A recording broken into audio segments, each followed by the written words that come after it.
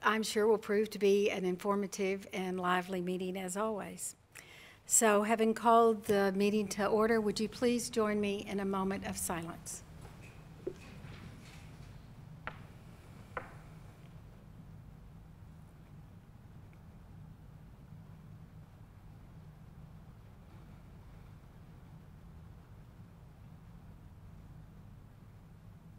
Thank you. Ms. Fisher, would you lead us in the Pledge of Allegiance, please? To the flag of the United States of America and to the republic for which it stands, one nation, under God, indivisible, with liberty and justice for all. Thank you. This evening, you may sadly notice that we have a vacant seat. Ms. Suzanne Jones, for reasons, family reasons, has had to resign from the board. I would like to enter into the minutes her resignation. Dear Mrs. Landers, it is with regret and sadness that I am writing to you today.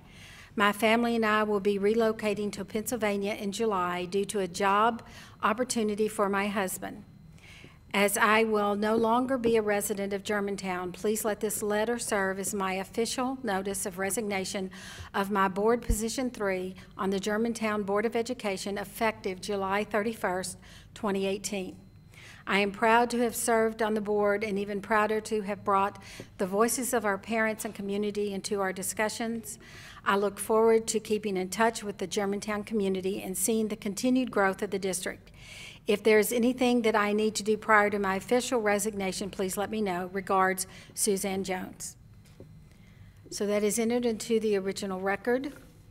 And if there is no objection from the board, the executive committee will notify the city board of mayor and aldermen, the city administrator tomorrow morning that we declare a vacancy in the position 3 of the Board of Education and to request that the city put it on the next agenda for the board of mayor and aldermen.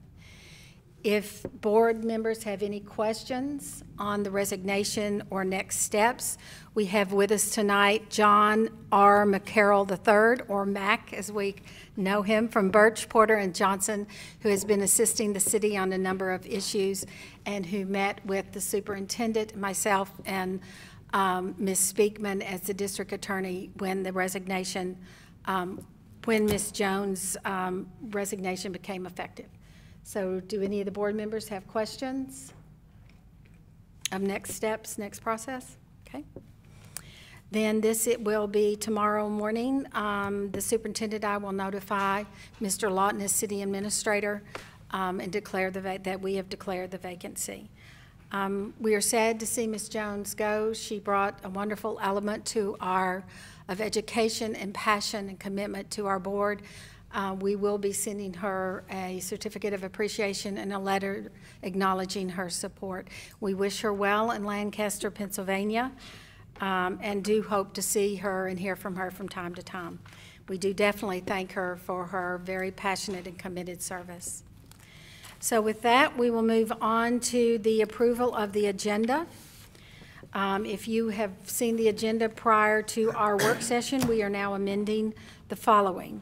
We are moving from the consent agenda the item revision of policy IP 4.600 grading to a board action item, and it will be numbered 9C.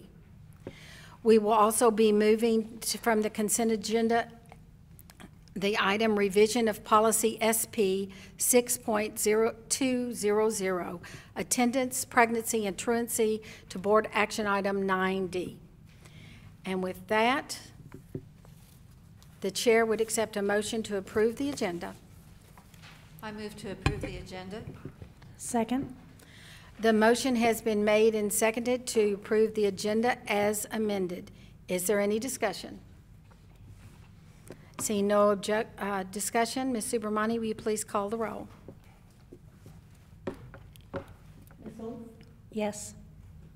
Porter, Yes. Ms. Fisher, Yes. Chairman Landers. Yes. Thank you. A side note, after the approval, and thank you all, item number 7 is citizens to be heard. You may submit your request to be heard before the board prior to the chair calling citizens to be heard on the agenda. So if you have not done so and you wish to do so, you have the time until the chair calls that to the attention of the board. And with that, our favorite part of the agenda is always recognitions and awards. Superintendent Manuel? Yes.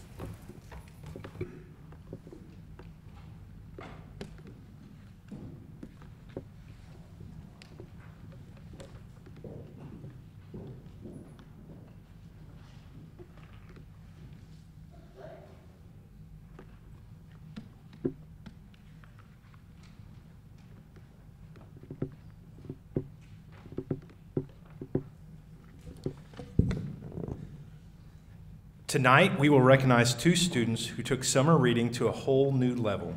To qualify for a lottery-styled competition hosted by First Lady Chrissy Haslam, participants had to read at least 2,000 minutes.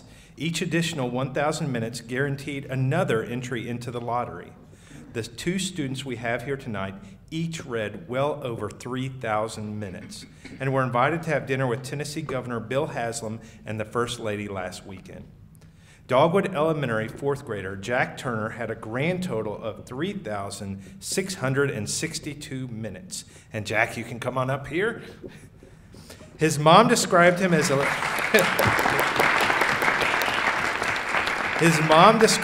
library fanatic since he could first read. Along with being a top 100 reader, Jack was also on the winning Battle of the Books team at Dogwood Elementary last year. Jack prefers history books, more specifically, there's those on world wars. And I'll come over. You want to go on the other? Is that possible? We're going to stand in front of this thing,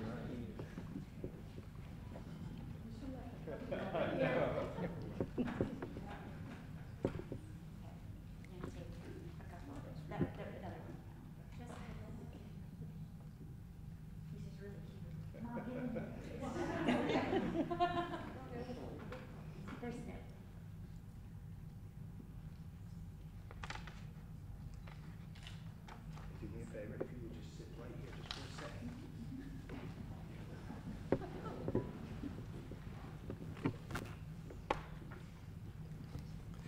We also have another student who took this challenge very seriously. From Farmington Elementary School, 1st grader Victoria Britson was also selected. Like Jack, Victoria is a voracious reader and also participates in the Battle of the Books competitions each year at Farmington. So Victoria, if you could come up, please.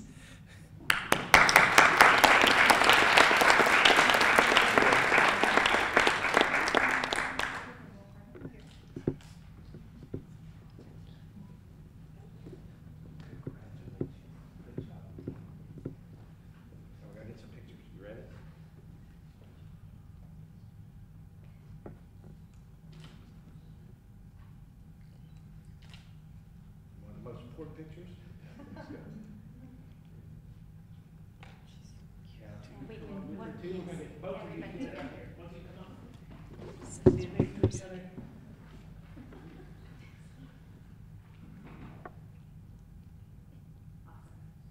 Congratulations.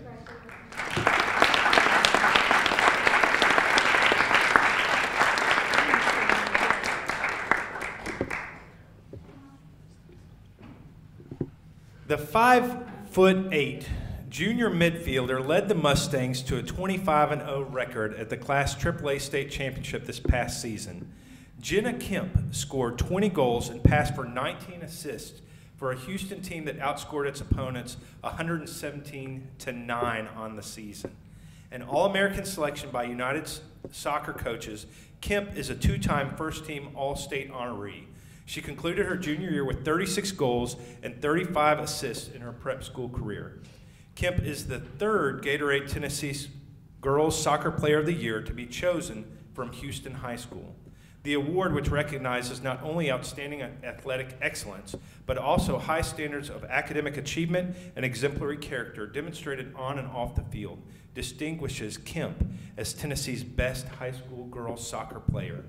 Kemp has volunteered locally with Missions of Mercy, which provides free dentistry to those in need.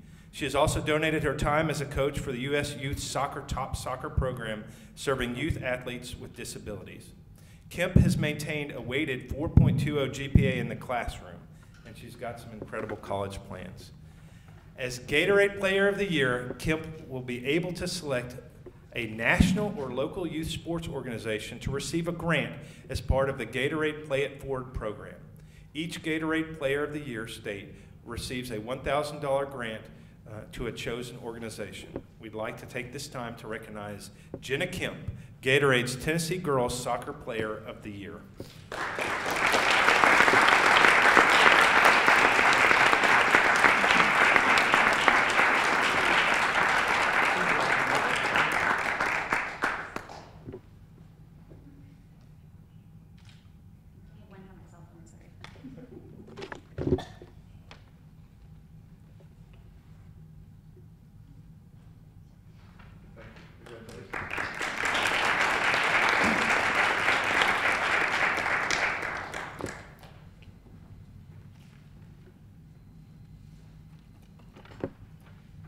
When Houston High School's David Wolfe found out he had been named USA Today's National Coach of the Year, he was doing what he has done for most of the past 25 years. The team Wolfe was referring to was this year's squad that went 25-0-0, won the Class AAA state championship, and subsequently was crowned national champion. Over the past 4 seasons, the Mustangs are 85-2-4 and have won 2 state titles while finishing runner-up once. Since 2009, his second season at the school after coming over from Ridgeway, Houston girls are 183-9-9 and have won 5 state titles. It's all about culture, he told USA Today. We're lucky to have people that want to be at Houston and want to be a part of this culture. In the last 4 years, it's been about competing on the national level, and when that happens, the state becomes easier. Wolfe, who also coaches Houston boys, will enter the 2018 season with 683 combined victories and 12 state titles. 9 starters returned from last year's girls team, putting him within reach of 700. I told them in November the best way to succeed for this upcoming year is to forget about last year, he said. We would like to take this moment to recognize David Wolfe, USA Today's National Coach of the Year.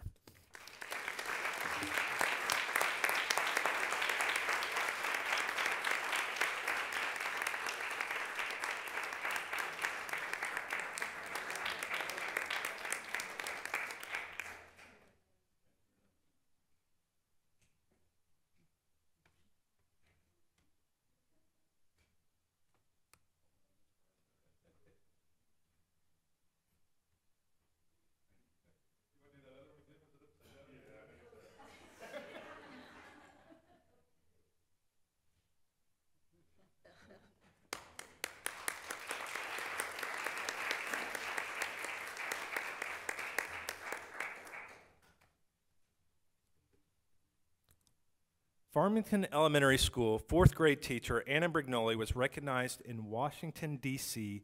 by the White House as one of 2 teachers from Tennessee who were awarded the Presidential Award for Excellence in Mathematics and Science Teachers. We are excited to join the nation in congratulating Ms. Brignoli in this recognition. It's a testament to her exceptional work with students in the classroom and to all of our teachers who do good work every day. The White House Office of Science and Technology Policy, OSTP, with the National Science Foundation, announced 140 individuals and organizations that were honored with presidential awards for their excellence in teaching or mentoring in science, technology, engineering, and mathematics, or STEM. Kindergarten through 6th grade teachers like Brignoli from Germantown, Tennessee, received the Presidential Award for Excellence in Mathematics and Science Teaching. During a visit to the nation's capital, Ms. Brignoli received a presidential citation at an award ceremony and participated in discussions on STEM and STEM education priorities. She will also receive $10,000 from the National Science Foundation on behalf of the White House. we would like to take this moment to recognize Anna Brignoli, who won the Presidential Award for Excellence in Mathematics and Science Teachers. Congratulations.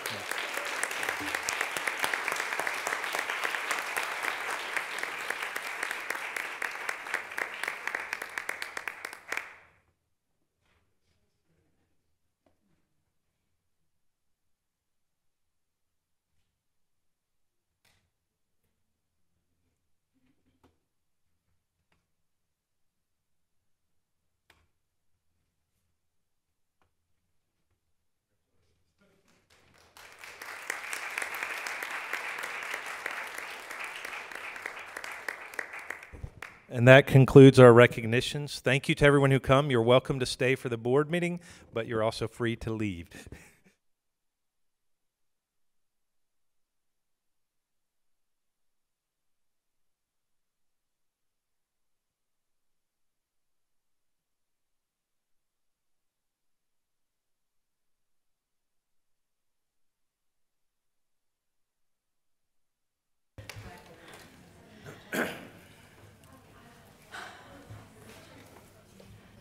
Wow, as the superintendent said, those were some incredible awards coming to some very dedicated students and teachers in our district. So congratulations to all of them.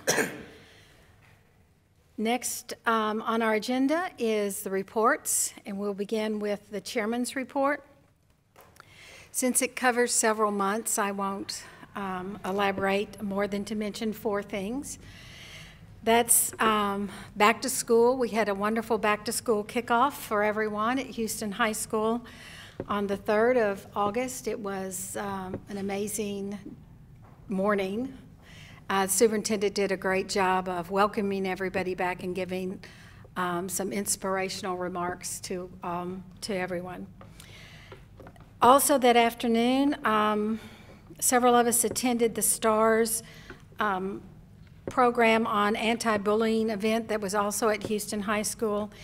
Roger Dinwiddie of STARS Nashville was a presenter.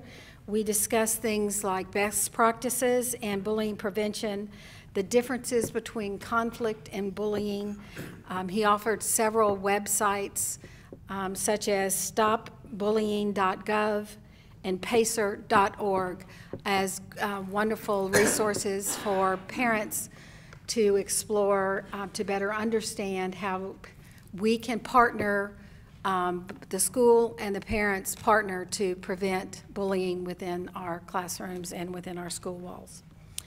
Also had a great day welcoming families and students back at Dogwood Elementary.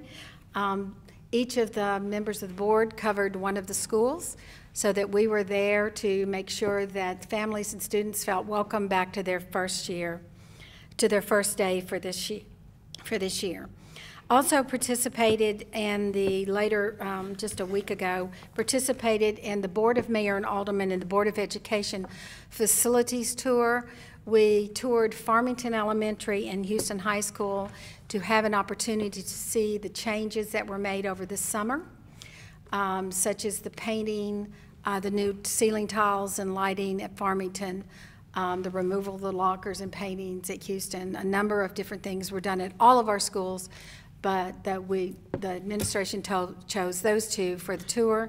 Thank you to everyone who made that possible, both at the schools, and the superintendent was not able to join us, so thanks to Mr. Cathy, who did a great job not only as tour guide, but he and his team oversaw a lot of renovations, improvements, not to mention starting a new school in a matter of 7 weeks this summer. So they do an incredible job for us in a very short amount of time. So those were the highlights most recently for the chairman's report. And next is the superintendent's report. Financial. I know the financial, but no, will you mix it up every time? Would you mind going ahead and you can do the financial? Yes. Okay, we'll cover the financial reports next. And Mr. Jones is out ill, and so the superintendent will cover the financial reports. So these are the preliminary financial reports, and the books stay open until August 31st to capture any additional 17-18 transactions. So know that there still are POs and things that lag, and so there are slight changes that happened to last year's fiscal budget. So if you look at the balance sheet, and I'll open this up.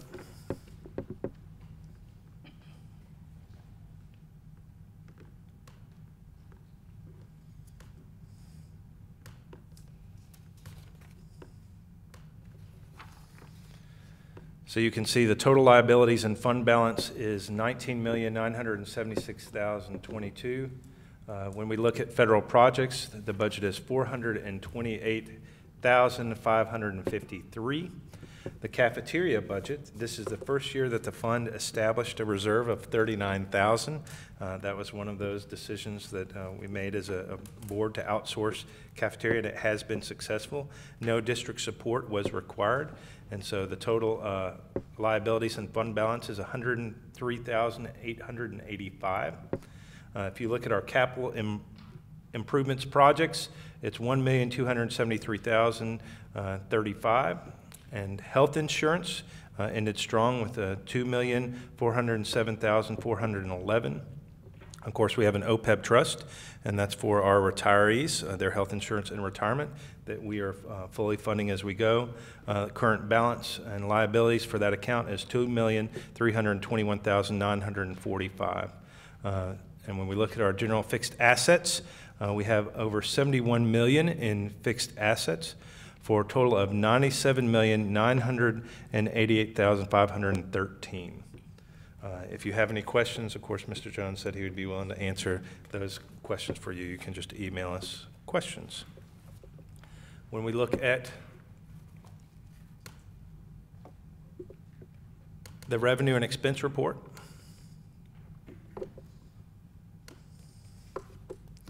so revenue and expenses for the past year, total regular wages and instruction was $4,578,000. For year to date, it was $26 million. We're at 93.93%.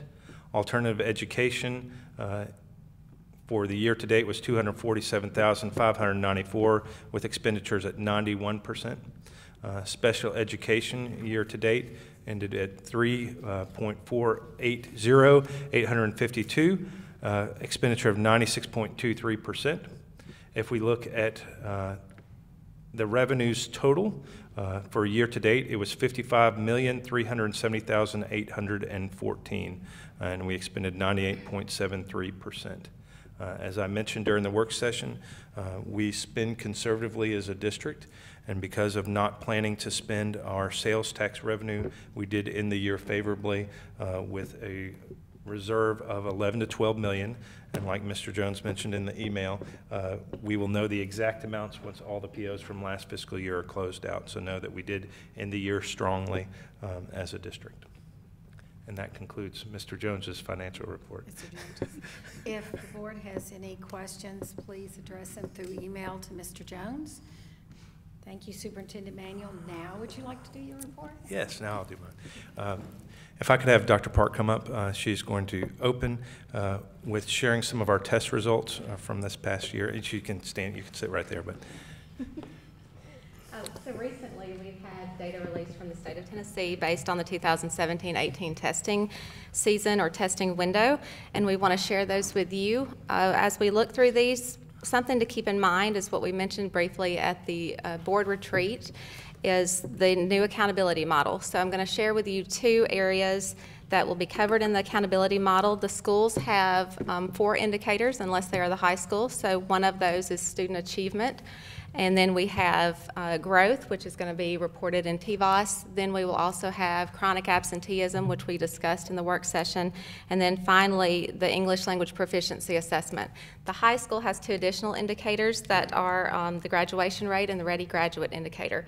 So those are what the schools are measured on, and then the district is collectively measured on 6 indicators, and those are 3 through 5 success rate. That is going to be what you see collectively of the subjects tested in achievement, 6 through 8 success rate, 9 through 12 success rate, K-12 chronically out of school, English language proficiency assessment, and then the graduation rate.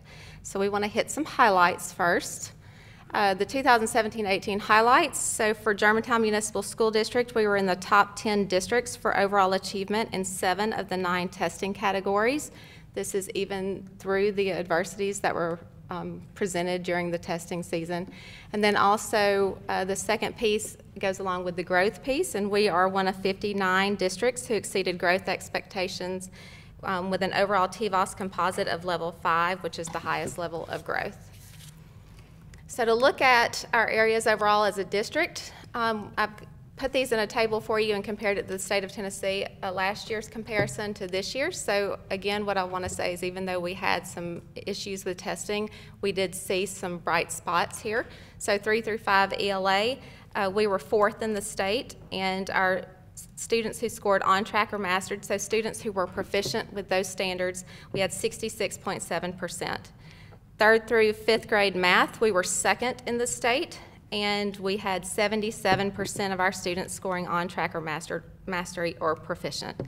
Science, 5 through 8, we were 3rd in the state, so we were at 85.4% proficient. 6 through 8 ELA, we were 3rd in the state, 58.8% proficient.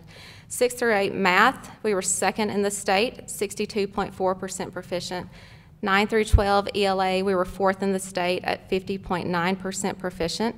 9 through 12 math, we were at 37.2% proficient. 9 through 12 science, 68.7% proficient. And 9 through 12 U.S. history, we were 9th in the state at 52.2% proficient. So we can move on to growth. Growth, again, is the measure of the cohort of students and what their testing history and what they are projected or predicted to score. So if you have, if districts, it's a scoring index of 1 to 5. 3 shows that you are meeting those expectations. A 4 or a 5 shows that you have met those expectations and exceeded those. So overall, GMSD is a 5 for composite for growth. Literacy composite, we were at a 4. Numeracy composite, a 5. Literacy and numeracy composite, a 5. Science composite, a 3. And social studies composite of a 5. So what we really want to point out here is something we focus on in our district is to make sure that our students, our teachers, and our administrators have the right tools to be successful, and we will continue to focus on that. So a statement I heard this past week was that accountability and test scores are a flashlight, not a hammer. So I'm just bringing that to your attention, because with a flashlight you can see some really great areas and highlight those great areas, but you can also see some areas that could use some improvement.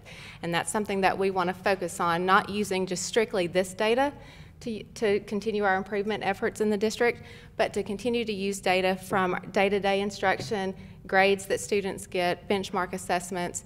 All of those collectively help us identify areas that we want to see improvement. So together, we can pull all of these and continue to improve student achievement by providing the right tools and focusing on all of the right things.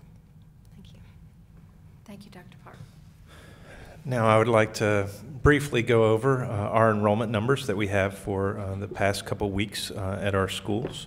I went over these during the work session, but I thought they'd be beneficial for the public to see. So remember, our enrollment numbers change regularly.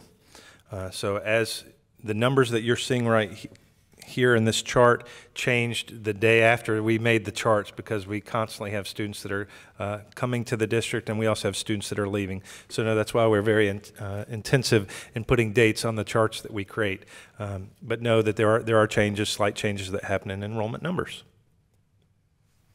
So we've got to review some of the terms that we use frequently, and I think it also helps clear up some of the misinformation out there.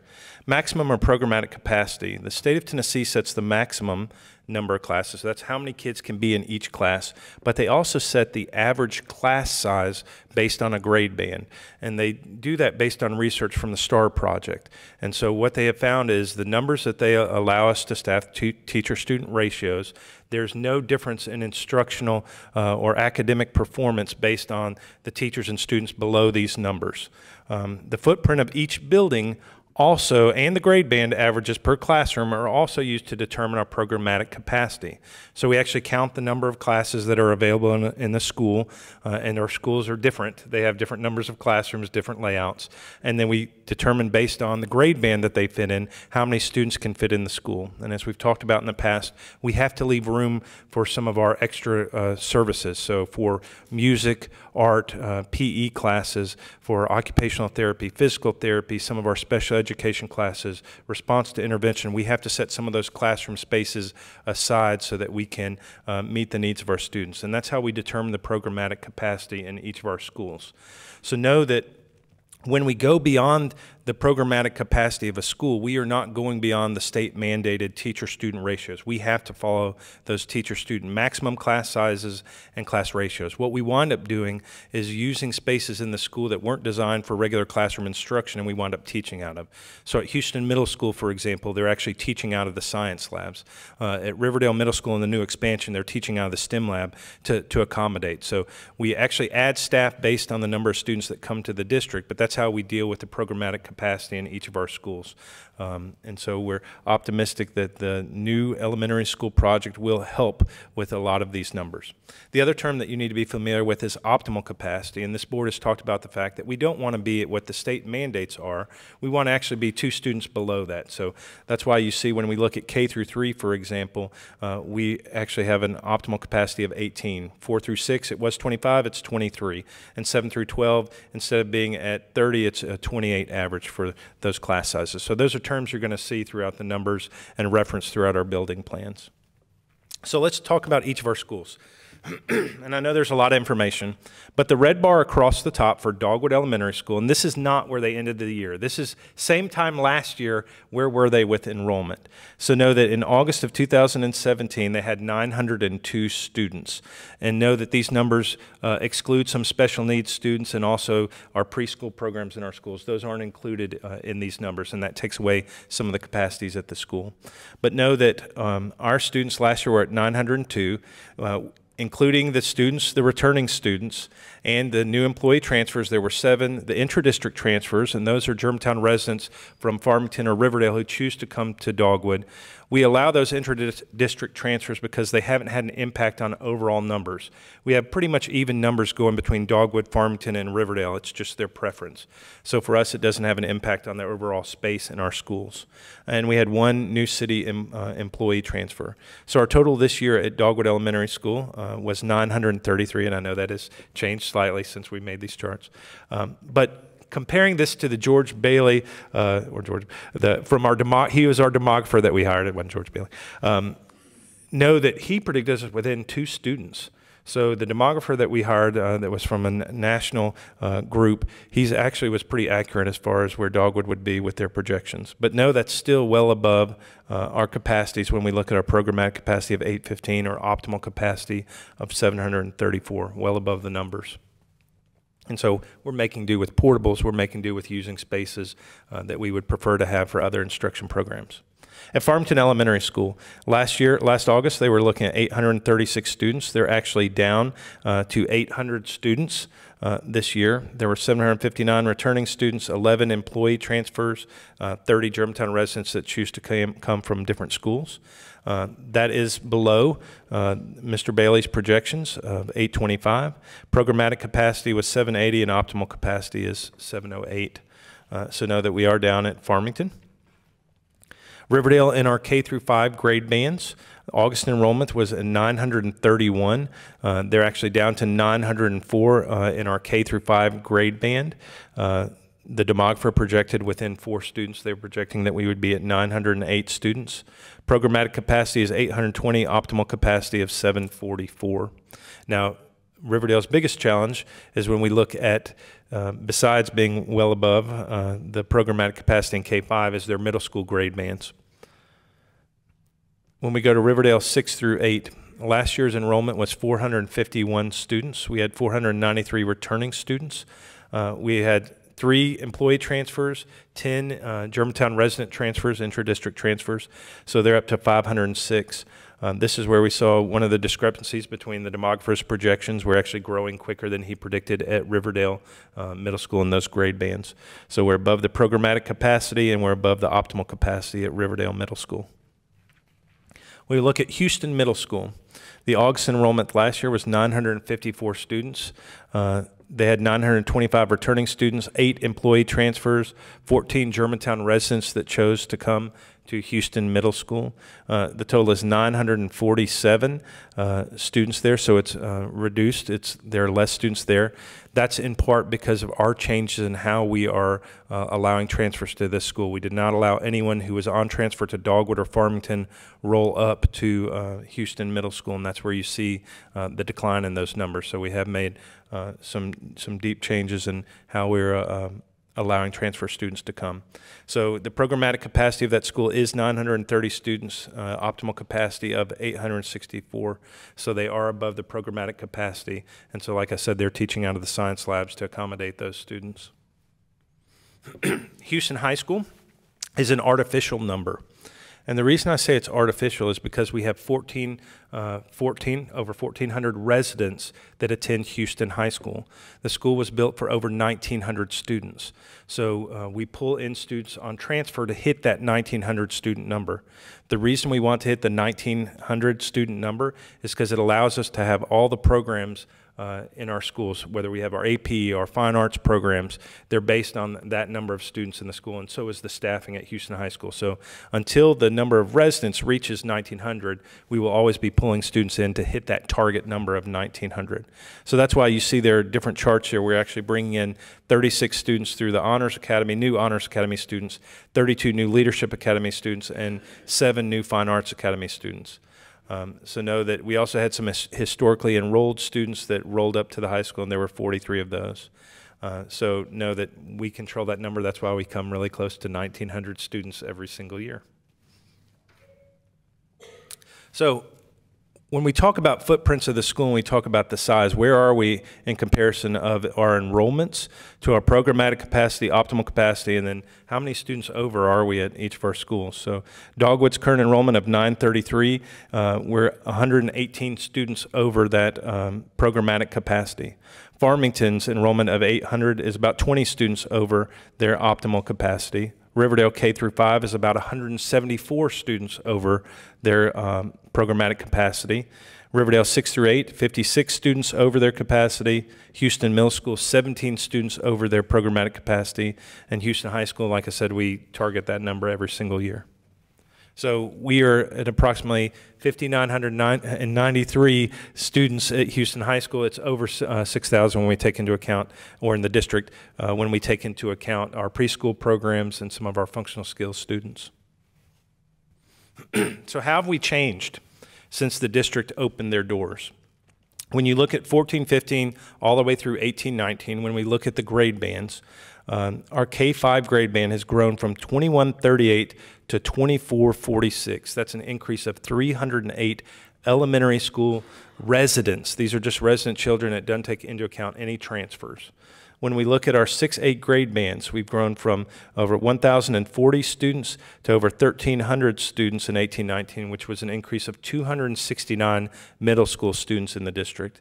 And our resident number of high school students has gone from just over 1,000 students to over 1,400 students at the high school. So totally in the district, we've increased 951 residents. Those are people who are either moving into the city or who were at private school or homeschooled and have now chosen to send their children to our public schools. So know that that's a dramatic change. That's a good change. It shows that we are doing good things, that people want to attend our schools. So I know this chart is really crazy, but I'll explain some of the details. I think it's always important to look at cohorts. And a cohort are a group of students that are moving together. So in the kindergarten class when we opened as the district, the second year they were in first grade. The third year of the district they were in second, and they move on up. So you can see the circle there. So we've gone from over 330, I think it says 338 students in 2014 and 15 in that one cohort to 400 students now in fourth grade in that cohort. And you can look across, that's why they're color-coded. So first grade, for example, went from 357 to 408. You see increases. So they're not just coming in their initial years to the district, they're moving in as students are progressing through the grade bands. Sixth grade, for example, that cohort increased from 360 to 383. But overall, as a district, when we look at the resident enrollment, we've gone from 4218 to 5,169 students in the district. We have more residents that are attending our schools. At the same time, we have been dramatically reducing the number of transfers because we don't have the space in our schools.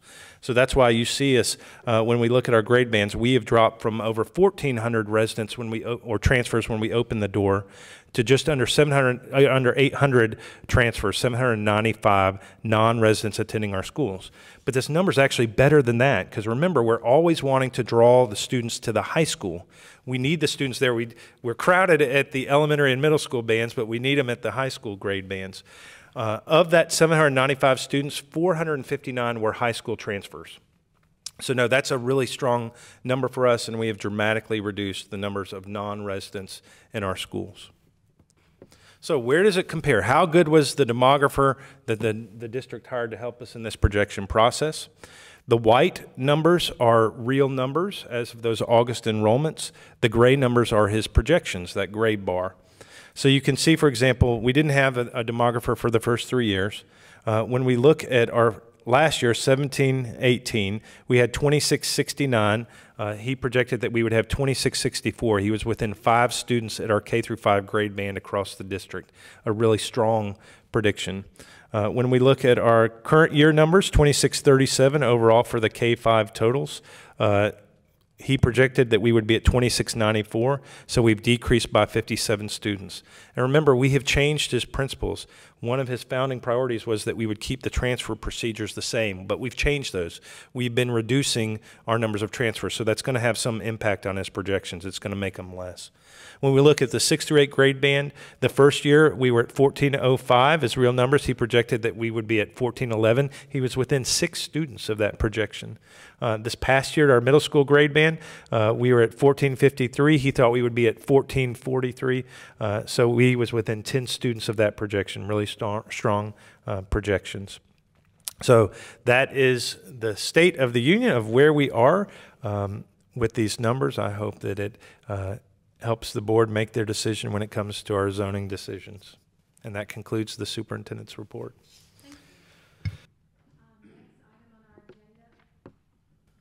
Next item on our agenda is citizens to be heard. GMSD, by its policy, allows persons to address the board during citizens to be heard section of its agenda, but only within certain guidelines. Tennessee law makes no specific provisions for the participation of the public at school board meetings. Thus, there is no inherent or legal right of citizens to make comments during a school board meeting.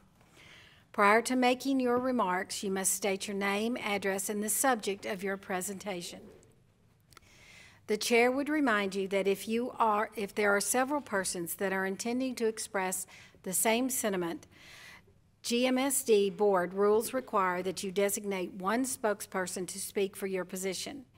If you do not do so, the chair determines the comments that are cumulative, and the chair will direct the speaker to cease their remarks. Individuals addressing the board shall address the remarks to the chair. Speakers will not be permitted to engage in gossip, make defamatory comments, or use abusive or vulgar language. In accordance with GMSD policy SB 1.404, remarks will be limited to 3 minutes unless time is extended by the board or otherwise reduced by the chairman to reflect the number of citizens to be heard. Tennessee Code Annotated 39-17-306 provides that it is a Class B misdemeanor to intentionally prevent or disrupt a school board meeting. Please be advised that any individual who is disruptive or does not adhere to the aforementioned rules will not be permitted to continue or make their remarks at the meeting. And with that, this evening, we have 3 individuals that have indicated their desire to address the board. You will each have 3 minutes to do so. Our first speaker will be Ms. Layla Rouse. Ms. Rouse? She left? Okay, thank you. Next is Jason Smith. Hello, Mr. Smith. Would you state your name, address, and the subject of your presentation, please? My name is Jason Smith. And you may have to turn on the mic, so push that button there and it turns green when you're on. There you go. Okay. My name is Jason Smith. I live at 8193 Waverly Crossing. And I wanted to come tonight to talk about the zoning issues. And I've got 3 daughters in the district, a junior in high school and 2 at Houston Middle School. And I live east of Hacks Cross, west of the railroad, so in the wedge. And I came to speak with y'all 4 or 5 years ago when we were thinking about the initial zoning. And Ms. Parker and Ms. Fisher, I know that y'all were here at that point, and I appreciate you listening to me at that point. I did ask for the neighborhood that I'm in to be zoned towards Dogwood and Houston Middle, and that's where we're at, and we've enjoyed it very much. And at this point, I'd like to advocate for option C in the zoning decision to keep the cohorts together and to basically prevent having students that have to start at one elementary school and try to break in at Riverdale as a 6th grader, and that a lot of the friendships and relationships have already been made. I know that there are implications to that about how to deal with all of the numbers, and there may be some future expansions at Houston Middle. So again, I'd like to advocate for option C, and I appreciate your time. Thank you. Thank you, Mr. Smith. The next individual is Jesse Moore.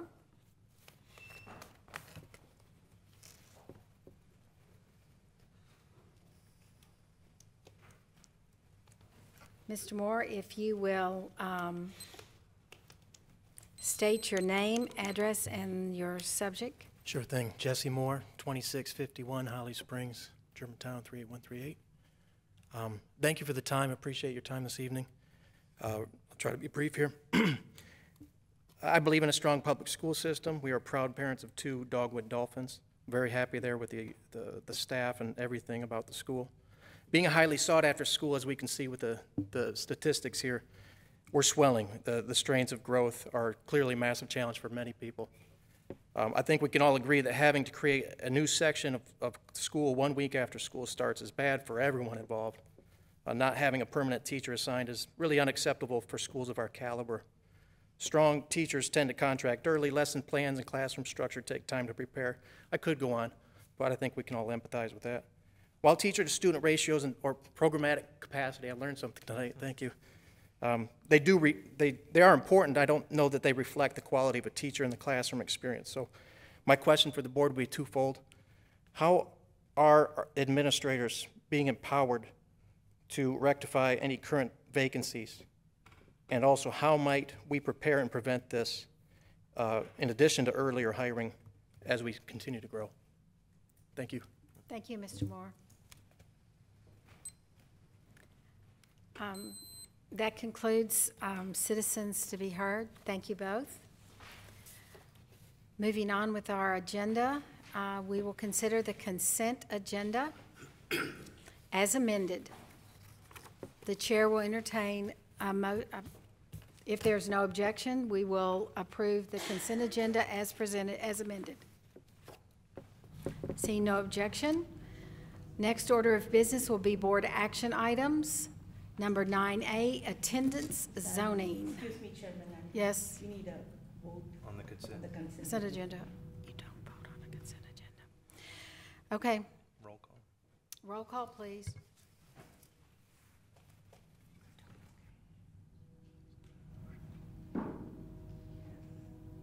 Somebody making a motion.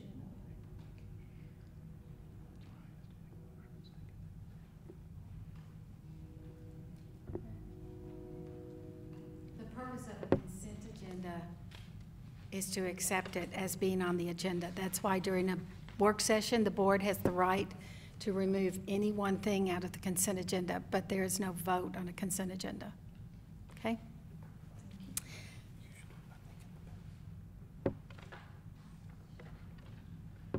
Board action items. 9A, attendance zoning. Mr. Manuel.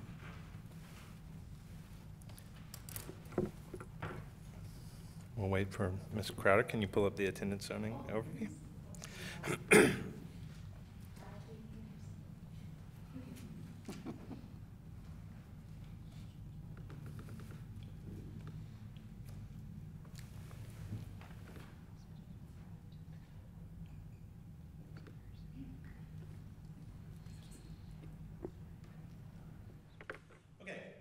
So just a history of where we are with school zones and a review of where we are with school site selection. From October 2016 to March 2017, we had 3 committee meetings, 2 district-wide surveys, and 2 forums to reduce the 20 parcels that we'd identified in the city down to the parcel that we chose for the new elementary school. Part of that decision was based around what the potential zoning would be around those schools. From that, we moved to base zones in the district, and so student services began developing multiple attendance zone options, and we created the following base zones. So you can see Riverdale was the blue, Farmington green, Dogwood Elementary School was the light blue, and the new school was the purple. When you look at our middle school zones, we have Riverdale as the blue zone, and the red zone is Houston Middle School's attendance zones. Once we started looking at those base zones, we were then addressing the gray areas that were around those base zones. And so we had PTO presidents, we had website, Board of Education updates, principal and assistant principal meetings, City of Germantown officials to look at our enrollment numbers, non-resident numbers, the challenges for the board, and look at those base zones. Our focus groups that we had consist of principals, 1 parent from each affected school not residing in a base zone. We had district administration, and they actually created the different option school zones using puzzle pieces that had numbers of students on those puzzles. And then we evaluated the options for pros and cons to look at what would be better or worse about different proposals or options. And so we've had 3 published proposals on our website. I think it was wise to wait till this August meeting till we could see whether there were going to be changes in our enrollment numbers to make this decision. And the enrollment numbers that we have, I do not think have a dramatic impact on the different options that we have as far as zoning. These have been on the website for people to see. We also had a forum feedback that the board received copies so that they could help make their determination, and they received a huge book with survey results from everyone in the community to help them make their decision about the base zones.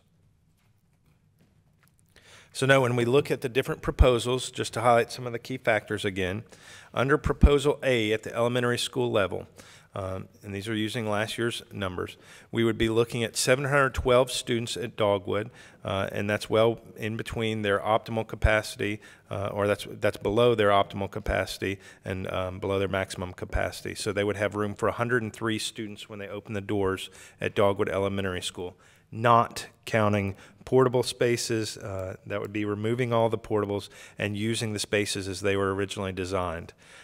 When we look at Farmington Elementary School, option A drops them to 570 students, which is well below their capacity, 210 students below their programmatic or maximum capacity. Riverdale would be at 720 students, which is about 100 students seats below their capacity, their maximum capacity or programmatic capacity. And then if you look at the new elementary school, it would open the doors with 485 students and have room for 330 students at the new elementary school. Lots of space at the new elementary school. The pros of this are that the optimal capacities, they're below optimal capacities at each elementary school. The new school opens with strong numbers, and it keeps all of the neighborhoods intact together. When we look at the middle school option, notice that the purple blocks are the ones that would experience a challenge with cohorts. So they would be attending the new elementary school, but for middle school, they would attend Riverdale for 6 through 8. And so know that it was identified as a con for map proposal A at the middle school levels. But know that it opens Houston Middle School with 871 students, and Riverdale would be at 423 students at their middle school grade bands. This is only zoning resident students. It does not take into account the transfers. It includes employees' children with it, but the transfers that are currently in the schools are not included. When we look at map proposal B, once again, you can see the black numbers on the side. Dogwood would have 650 students, room for 165. Farmington at 643, 138.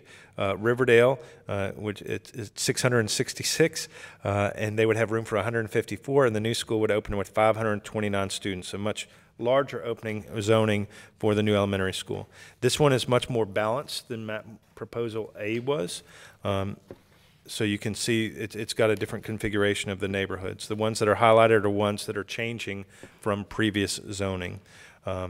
So when we look at the middle school option for Proposal B, it had a similar con to map Proposal A in the fact that a cohort of children is moving from the new elementary school, and at 6th grade they would then go to Riverdale for 6 through 8. So that was identified as being a con, but it is close to optimal capacities at both schools, and it leaves room at Riverdale for potential middle school overflow, such as 6th graders.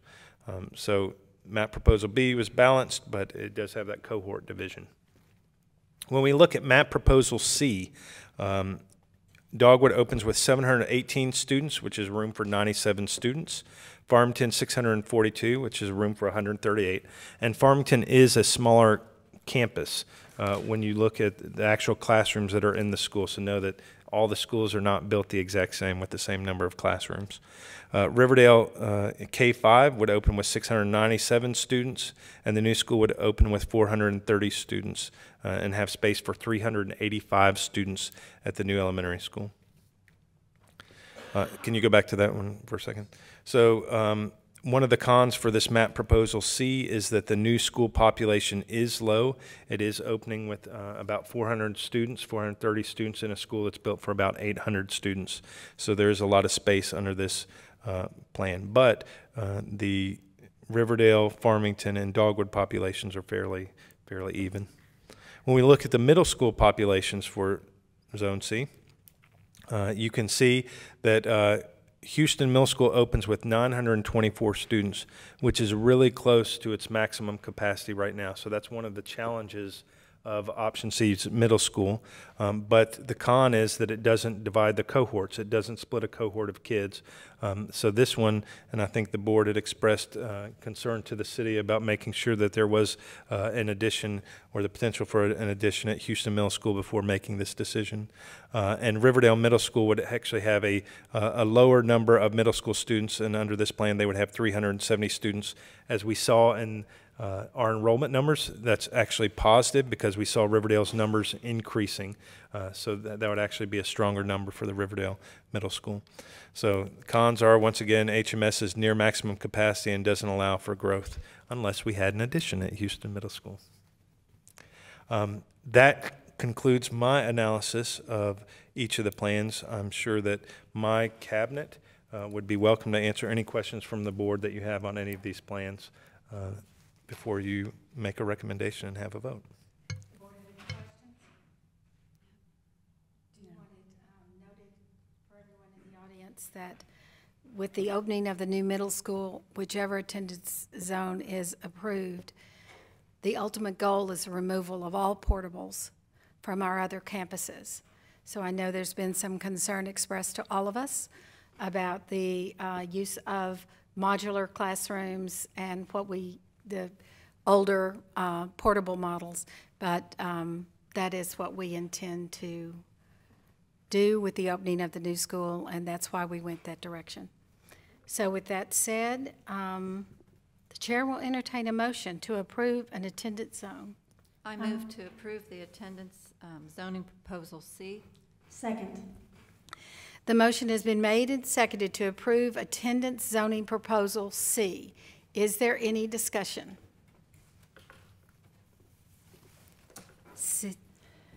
I'll just add, at our last board meeting, we had a discussion, the whole board, that they felt comfortable with C, but had a concern because it was overpopulating the Houston Middle School.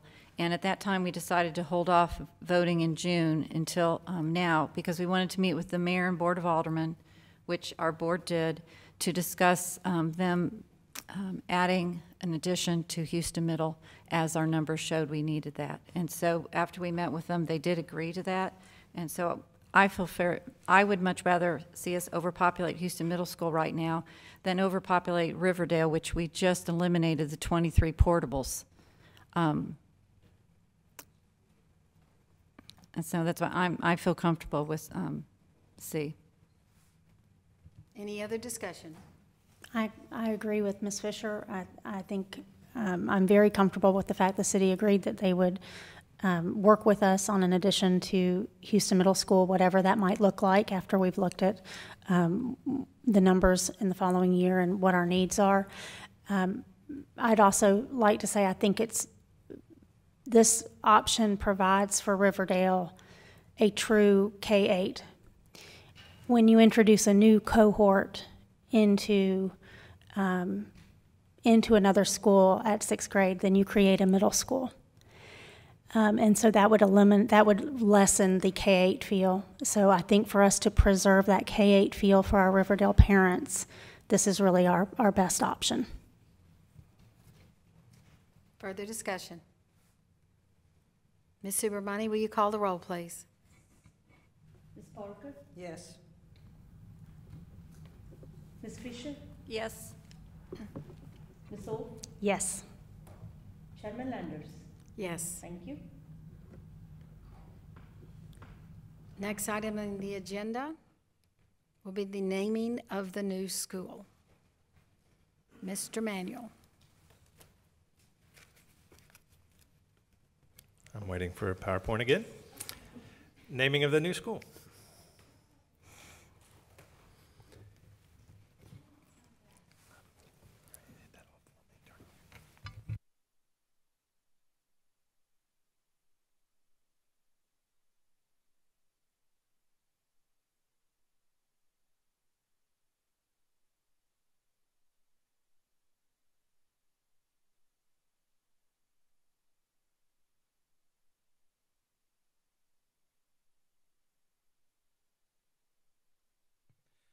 Okay, so know that we actually put out a district-wide survey. There were over 727 respondents to name the new elementary school.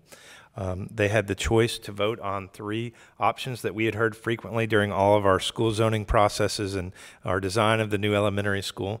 And so the 3 options that they had to vote on were Poplar Pike Elementary, Germantown Oaks Elementary, and Forest Hill Elementary. So they had to pick a favorite, and so when you look at Poplar Pike Elementary, it received 55% approval rating. Germantown Oaks was at 46%, and Forest Hill Elementary was at 89%. We also asked them to eliminate one. So which was your least favorite choice? And so the least favorite choice was Germantown Oaks option. So know that when we were looking at this, we had first choices, second choices, and third choices. We also allowed people to vote in and talk about their write-in suggestions. We did not list one off, so if only one mention for a school was listed, it was not included in this list. But when people wrote in multiple options, we did include those. So we did want to say that Forest Elementary was listed 3 times. 3 people wrote that in. Grand Oaks Elementary, 3 people wrote that in. Houston Elementary, 5 people wrote that in. Neshoba Elementary, 4 people wrote in. And Oakley Elementary School, 5 people wrote in. So when we scroll to the top, I think that Forest Hill Elementary had the highest approval rating when you take into account their first choice and their last choice requests. And I think it's also consistent with how we've named our other schools. Houston High School, Houston Middle are named after the major road near them, Houston Levee Road. Dogwood, Riverdale, Farmington are all named after cross streets. Forest Hill Elementary being named after Forest Hill, Irene. So I believe that is consistent and also appears to be the crowd favorite. And so with that, I'll turn that over to the board. The chair will entertain a motion. I move to approve Forest Hill Elementary School as the name of the new elementary school.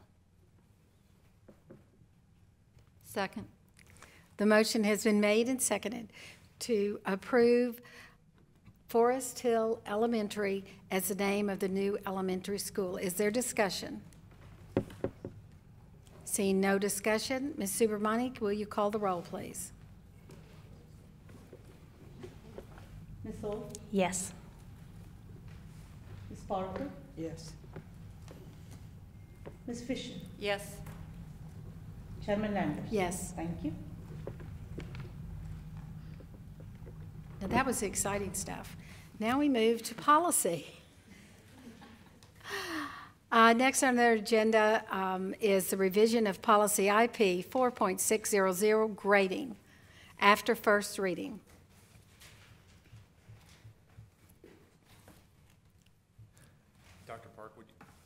Dr. Park, would you be willing to give a brief overview of this? Yes, so in policy IP 4.600, there are two changes requested for revisions within the policy. The first one ties to the chronic absenteeism indicator that I mentioned previously. That's part of our accountability model. You will see that there is a section that looks at exam exemption based on no more than 5 excused absences or any unexcused absence per semester in the course. We are not counting excuses for religious holidays or those that are travel for post-secondary college visits.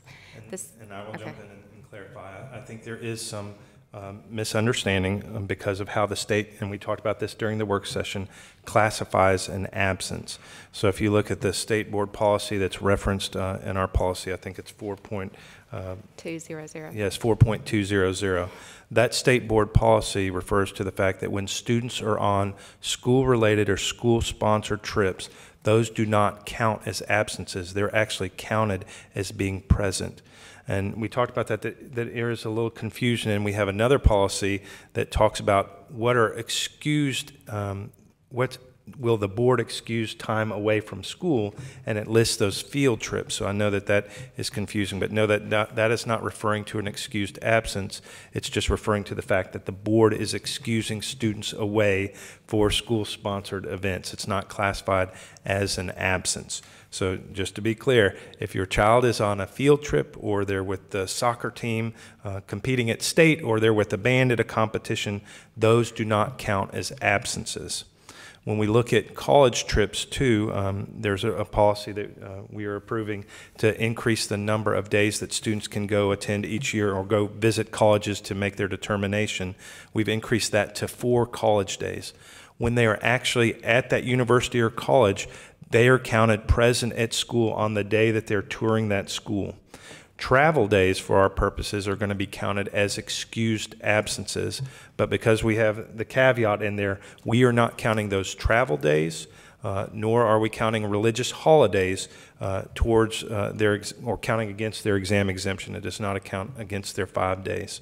So I know that those were some of the concerns that we discussed. Know that in the policy it does talk about the fact that if you are going on a college trip, you have to coordinate with the school level administration ahead of time to make sure you plan that out. So if you were going to visit Ole Miss, for example, then you could not take 3 days to travel to Ole Miss. That would be something that would have to be approved ahead of time. So know that the school level administration plays a role in selecting or discussing that with you. And Dr. Park, I don't know if you have anything else to share. Just the second piece of that policy up for revision is an additional piece about transcripts. Transcript alterations should not be allowed unless they follow the procedure listed in this grading policy. And on board recommendation, the reference will be made to a policy that refers parents, the community, to the list of absences, acceptable absences. Is there further discussion? Seeing none, Ms. Subramani, you want to call the vote, please? Motion.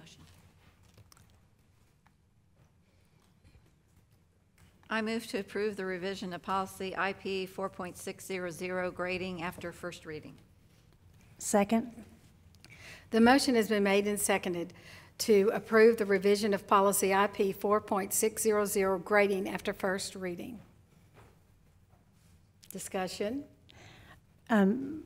I just wanted to say that initially, when I first read the policy, I was concerned with it, and I feel like the revisions that were made were meaningful, and I think it makes good sense. I think one of the other things we need to say is when the policy was changed to no exemption or no any number of excused absences being okay, we did see a 2% increase in absenteeism. And that's concerning, especially now that the state is looking at excused absences and using it to grade school systems, districts. So I'm glad we're taking this step, and I know that we'll follow up at the end of the year and see how successful it was and what kind of tweaking needs to happen. And I thank Dr. Park and Ms. Dodd for their hard work on this. Yeah, I think too there was some concern from some people, but I just wanted to let people know this was a request from the high school and our district office student services. And as Ms. Wolfe mentioned, it's because we've seen an increase in absences. And to me, one of the questions that I have asked the superintendent and the staff is what are we doing also to address that? Are we working with the parents to determine if they need another education plan? Are we working to determine if they need mental or physical health evaluations? And they have assured me that they have a plan in place to work with those families who are missing between 10 and 20 days in a school year. And attendance at school is key. And I think what they're doing now, changing it to the 5 days and a 93 average, you're exempt from exams in the second semester for freshmen, sophomore, and juniors. Seniors get both semesters. But I think that's it's an incentive to reward those students who have good attendance and good grades. And so I think this is a good policy. And for those that are worried, if you're attending student activities, you are not counted absence. And so I think it's a good it's good that we're changing this policy, and two, we'll see how it works out. Any further discussion? Seeing none, Ms. Subramani, will you please call the roll? Ms. Barker? Yes. Ms. Wolfe? Yes. Ms. Fisher? Yes. Chairman Landers? Yes. Thank you. Next item on the agenda is a revision of policy SP 6.200, attendance, pregnancy, and truancy, to waive second reading and adopt after the first reading. After discussion at the board work session, it was recommended to move this item from the consent agenda and add it to the board action items as 9D. It was requested to waive the second reading and adopt the revision on the first reading to be in compliance with state law. The chair would entertain a motion. I move to waive the second reading and adopt the revision of policy SP 6.200, attendance, pregnancy, and truancy after one reading. Second. The motion has been made and seconded to waive the second reading and adopt the revision of policy SP 6.200, attendance, pregnancy, and truancy after one reading. Dr. Park, would you like to speak to this? Mr. Bland, sorry. Ms. Dodd, no. Ms. Dodd? We made a few small changes to the policy. One change was you now have 5 days to bring in an attendance note if you're absent, and that was previously 2 days. And we made some other small changes that we've previously discussed in the 6.2001 and the 4.600.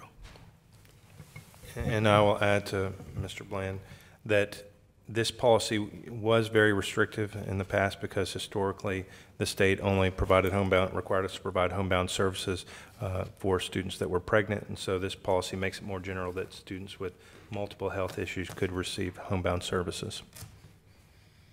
Any discussion? See no one jump at the mic. Ms. Subramani, will you call the roll, please? Ms. Wolfe? Yes. Ms. Fisher? Yes. Ms. Barker? Yes. Chairman Landers? Yes. Thank you. Before we move to announcements,